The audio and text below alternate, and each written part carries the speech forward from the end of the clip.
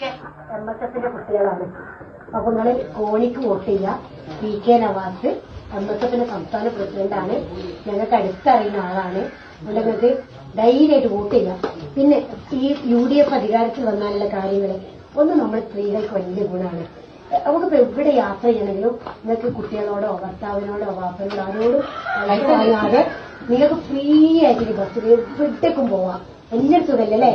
പിന്നെ നിങ്ങളെ വീട്ടിൽ ഇപ്പൊ നിങ്ങൾക്ക് മക്കളോ പേരക്കുട്ടികളൊക്കെ കോളേജിൽ പഠിക്കുന്ന കുട്ടികളുണ്ടാവും. ആ കുട്ടികൾക്ക് എല്ലാ മാസവും 1000 രൂപ ഉണ്ടാവും.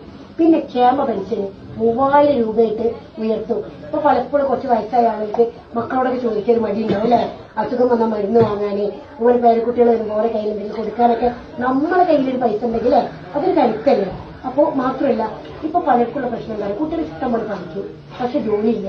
ഇനി ജോലിക്ക് പോയാലോ ശമ്പളമില്ല. അപ്പൊ അങ്ങനെയുള്ളവരൊക്കെ ബിസിനസ് ചെയ്യാനേ ചിന്തിക്കലേ. പക്ഷെ ബിസിനസ് ചെയ്യാൻ പാവപ്പെട്ട കുടുംബത്തിലെ ആൾക്ക് കഴിയോ? ഇല്ല, പൈസ ഉണ്ടാവില്ല. അപ്പൊ അങ്ങനെയുള്ളവർക്ക് 5 ലക്ഷം രൂപ പലിശ ഇല്ലാതെ വായ്പ കൊടുക്കുകയാണ്. അപ്പൊ പലിശ കൂടുതലോ അത് തിരിച്ചടക്കലോ എന്നുള്ള ടെൻഷൻ വേണ്ട. മാത്രമല്ല ഏറ്റവും വലിയ പ്രശ്നം ഇപ്പൊ എന്താ? നമുക്ക് തിന്നാനും കുടിക്കാനൊക്കെ പൈസ ഉണ്ടാവും. ഒരു അസുഖം വന്നു കഴിഞ്ഞാൽ ബുദ്ധിമുട്ടിയില്ലേ? ഒരു ക്യാൻസറോ അല്ലെങ്കിൽ കിഡ്നി പ്രശ്നങ്ങളൊക്കെ വന്നു കഴിഞ്ഞാൽ എല്ലാ വീട്ടുകാരും ആകെപ്പാടും എണ്ണിത്തടിക്കാം. 25 ലക്ഷം രൂപ ഉമ്മൻചാണ്ടിയുടെ പേര് ഇൻഷുറൻസ് കിട്ടാൻ പോവാണ്. അപ്പൊ പിന്നെ നമുക്ക് മറ്റുള്ളവരുടെ കയ്യിൽ നിൽക്കണ്ട. എന്തെങ്കിലും അസുഖം വന്നു കഴിഞ്ഞാൽ ആളുകളെ വിളിച്ച് പൈസ കടം ചോദിക്കേണ്ട.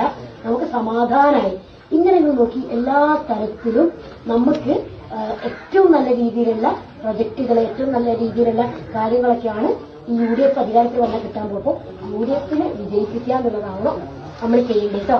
നിങ്ങൾ വോട്ട് ചെയ്യുന്നവരെ നിങ്ങൾ എന്ത് ചെയ്യണോ? ഈ ഒറ്റ സ്ഥലമുള്ളൂ. നിങ്ങൾ തൊട്ടപ്പുറത്തും പുറത്തുള്ള ആളുകളോട് വോട്ട് ചെയ്യാൻ വേണ്ടി പറയണം. അറിയില്ലേ?